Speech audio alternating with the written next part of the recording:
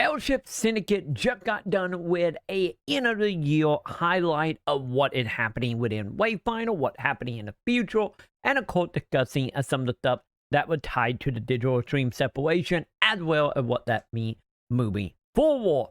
So today I'm going to be breaking down all the new coming out of this event, because there was a crap ton coming out. And of course, you don't want to miss any of it, because we got a lot more than affected. But before we jump into all that, I do want to give a giant thank you to everybody that is supporting over on patreon.com/Maconn, subscribing over on twitch.tv/TroyMaconn, and of course, hitting that wonderful join button here on YouTube. Thank you, my dudes. And with that, let's jump into this and let's talk about all the important stuff that is coming to Wayfinder in 2024. Like always, if you want to check out the live stream for yourself, I will have a link to it down in the description, as well as my coverage of it as well for a live breakdown. And the live stream is fascinating on many parts, mainly because not only did we find out a whole bunch of stuff about Wayfinder and get to hear from pretty much a lot of the people in charge and a lot of people from Disney department. This is a lot of good insight coming in. But let's go ahead and just jump into the main thing of note. So to start off here, we need to go ahead and talk about free-to-play, since that has been a big question out there since ever since the digital stream separation, and how much stuff have been pushed back moving forward. Of course, free-to-play have been put back as well, since they originally stated for it to ideally be the beginning of the year. Sadly, it don't seem like that's going to be happening, and seem to be pushing a couple months back. I could see this happening around summertime. Once again, they haven't verified it for sure, but just know, look like free-to-play will be coming in the later parts of 2024. And with free-to-play, we do know they was originally we're going to have free-to-play launch on Xbox as well, and as you imagine, that have also been put back. But we did get a little bit of a tease of a possibility of a Nintendo Switch version also coming next year. So once again, they didn't fully verify it. Not for sure if it was an offhand comment as a joke or not, but Nintendo Switch was brought up here.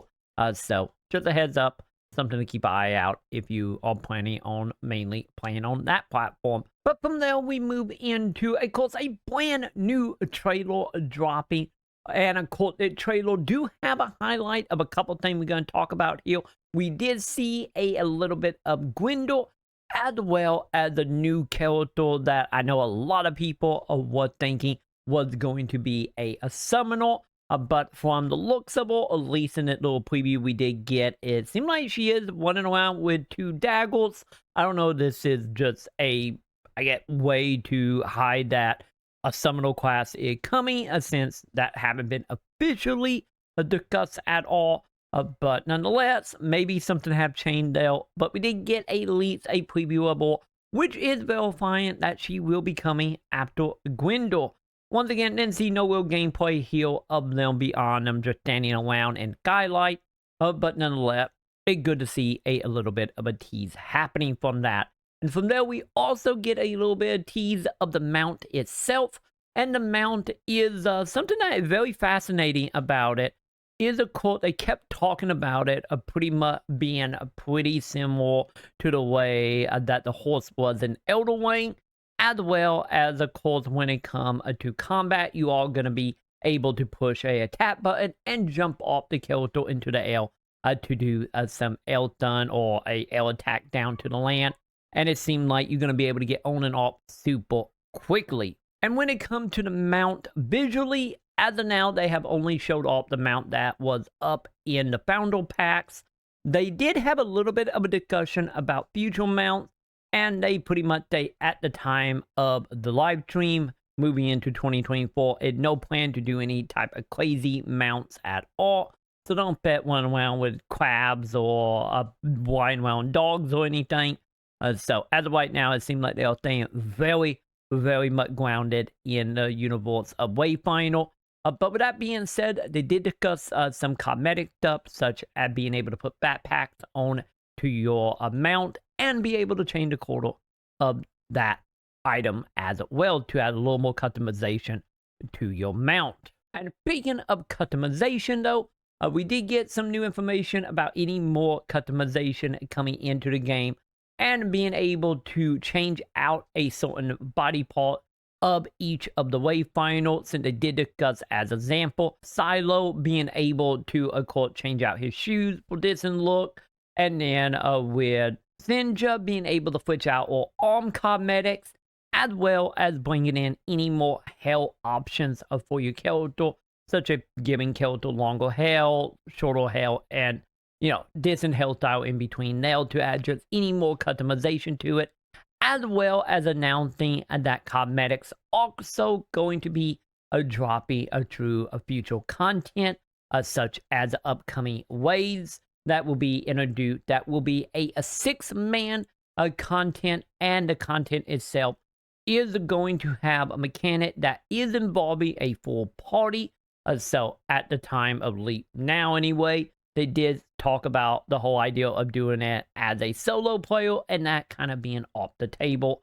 So you are going to need to have some friends to play with. And waves are not the only combat update that is coming, since we are going to be getting some mythic hunts as well. And these are going to be harder version of the hunts that are available. Don't affect any new mechanics or anything. They did state this is just going to be nothing more than some extra HP thrown in and extra damage output, since a lot of the animation and mechanic is going into the waves itself. But nonetheless, it's still some more harder content for you to enjoy coming soon. But outside of combat stuff, let's go ahead and dive into some character upgrades and making yourself more powerful, because as of now, we still have the armory and archetype system coming soon, with the armory being the more weapons you collect, the more you level them up, unlock more and more power for them, as well as the archetype system being, of course, as you are leveling up a Wayfinder or certain archetypes, will go ahead and get skill trees that you can upgrade stats for them to make them any more powerful. And of course, any of the abilities or upgrade that you get from the trees will be compatible and you for both Wayfinder of the same archetype. And then when it comes to echoes itself, they are going to be getting any more bigger rework to them, since I know we did recently get a limit cap in the game, but that will be going away and being replaced by more of a collection system, or they described it as a stamp system.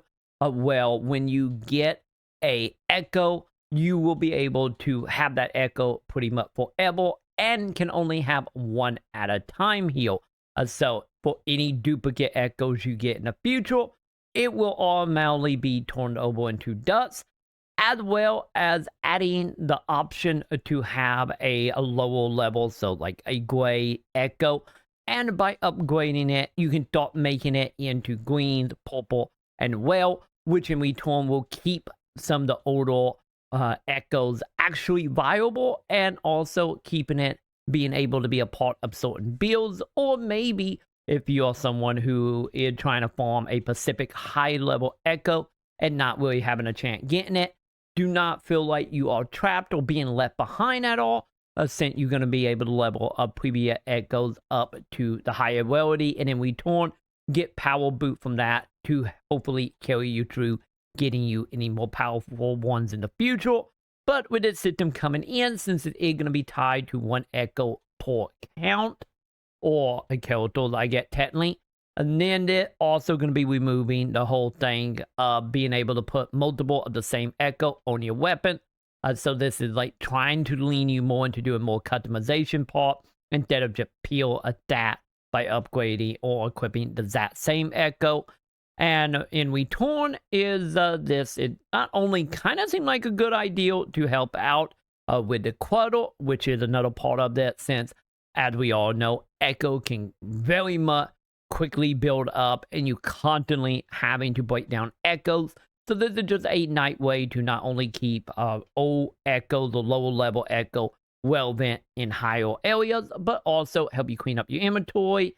Also, make it easier to realize what you have collected and what you haven't, as well with the possibility of also cleaning up some of the technical issue, such as trying to load everybody in once you are outside of Highland. Since we all know the whole loading problem is a big thing in Wayfinder, which they have talked about as well during this event, of working on some stuff beyond just the Echo to try to fix that, moving forward throughout the game, as well as making it easier for taking part in the dungeon or lock zones as well. So hopefully all this stuff will end up helping with that as well. And of course, speaking with loading and areas, we did get a update for the brand new the Frost March expansion coming here soon. As of now, they did not exactly give a date on it, but we do know it is kind of soon for the most part, probably affected in early January to mid-January, be my guess. And of course, with all that coming in, not only with the mounts and some of the echoes and stuff in the near future, but mainly for the expansion itself, we are going to be getting some more area, and the bigger area added to be tied to the ice area that we have already experienced. If you've been going out there for some of the in-game stuff, you might know that area just mainly a town and some lock zones, but we will be getting a much bigger open area connecting it all, pretty similar to how the Highland kind of connect to a core skylight. But they have stated this area will be way bigger than Highland have been, which in return is the main reason for the mounts to help you get around any more faster in the areas. And of course, I know a lot of you might be wondering about the bunny hop situation. And I know Alex, for one, loved the bunny hop, but it does look like the bunny hop will be going away to try to, of course, lean the player base into using the mounts. And from there, speaking of area, we did get a little bit of a tease of, of course, the area that will be tied to allegedly a summoner character that everybody be talking about, that we did see a little bit of in the intro video, and we did get a little bit more of a highlight on that as well. Nothing too much at all, but nonetheless, obviously telling that area / lock zone, or maybe a open zone as well, will also be coming sometime in 2024 as well. And of course, from there, let's go ahead and just talk about housing and neighborhoods inside of Wayfinder. Pretty much as of right now, they have stated that they obviously mainly are working on, of course, getting the game in a better shape as far as the back end, as well as bringing in stuff that obviously the player wants more so. So as of now, the housing and neighborhood stuff have been a drop down a bit in priority, so probably not affect any big upgrades on that for the foreseeable future. But they did state they are still working on it, of course. And as of now, they have stated items and stuff for your house will still be coming. But a lot of the bigger stuff, such as neighborhood, have been pushed back as well. And then we got us some information about the awakening system that is already in the game as well. But we will begin an upgrade for that. So around the time of course, the armory and archetype stuff, affect to also see the awakening going up to level 5, so you can enhance yourself a little bit farther to, once again, to also prepare for some of the ways and some of the hunts that are coming in the future. And also with the new awakening, you will be getting your hands on one more new echo slot as well to hopefully help you jump up any more in power. And let's go ahead and talk about now some of the black groomstones, since some of you might have already got your hands on them through certain content. And of course, they did admit that was a total accident. You should not have been able to get them right now. And they did admit some players actually have. And if you have got your hands on them, no, they did state they will be deleting them from player account. So just a heads up on that, because of what the items are going to be for is going to be for the upcoming update here, which is tied to your affinity. Or once you actually hit your affinity cap to get you, of course, from 20 to 25. And of course, like I stated, they're not supposed to be in the game yet, so that will be going away. But just know it will be coming back here very soon to help out with your affinities. And then for all of us who have so many items that we don't know what to do with, any if they are cleaning some of it up, we are going to be get a way to do a proper searching as well coming in the menu to help you try to find the items you want. Might it be from accessories and your weapon. So just know that is also coming, and honestly, that is going to be very helpful because any of the cleaning up echoes still going to have a whole bunch of accessories and items that will be very helpful to find very quickly. And of course, this is not a big update without talking about some balance changing coming in, since we do know now that Kairos will be getting changed up a little bit. They did not technically state how exactly going to be changed beyond a couple ability going to be readjusted and rescaled up to get Kairos back up with all the other characters. So if you are a Kairos player, just know there will be a balance change coming very soon for you. And as for like other characters, no other character will mention offhand outside of Kairos, so we will see if something else happened now. But for the time being, let me know Kairos is going to be getting a update very, very soon. And then we got to talk about the player shop itself. Since they did announce some changes will be coming to the shop itself, nothing seemed to be changing prices or anything.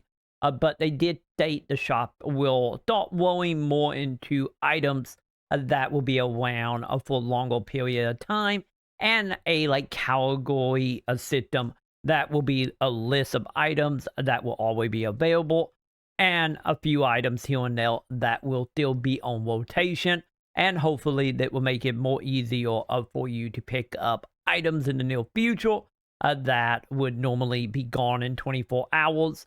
So a little bit of a rework there to clean that up, and also giving you the option to get your hands on any more stuff over a longer period of time, which in return will hopefully be helpful, especially wanting the game go free to play for any players that might be coming in now or then, to get our hands on some of the items that already been in rotation throughout the last few months. And then the final thing we need to talk about here is, of course, what is exactly happening with, of course, Digital Dream not publishing the game anymore. And of course, what they ended up talking about was, of course, the game itself is still moving forward with them as a independent publisher of the game for themselves. And of course, a lot of the details still got a little bit of walking around. Some stuff with Sony still need to be worked on. But overall, they are seeming very, very happy of being self-publishing. And of course, bringing in some of the other developers as well, talking about it. Seem like, once again, publishing is not off the table by any means. But they pretty much state how they've been like a renew of energy being a self-publishing. And very much seem like at that point, the game will probably stay self-publishing for the foreseeable future, because from how well they taught and how happy they seem to be, I imagine the publishing stuff will be a little bit more on the ends of more beneficial than not, at least as it states right now. So probably expect to see a Wayfinder continuing being a indie publishing game for the foreseeable future. And of course, that is pretty much everything that we talked about and announced it, as well as doing this Deb fireside chat. And of course, once again, I will have a link in the description to the live stream from the official Wayfinder YouTube channel, as well as a link to my reaction if you want to see my opinion and reaction as we are going through this. And of course, like always, while you are down there, make sure to thumbs up, subscribe, hit all the bells below. And of course, once again, big thank you to everybody that are subscribing / joining here on YouTube, Patreon, and Twitch. Thank you, my dudes. And of course, like always, I will go ahead and see you in the comments.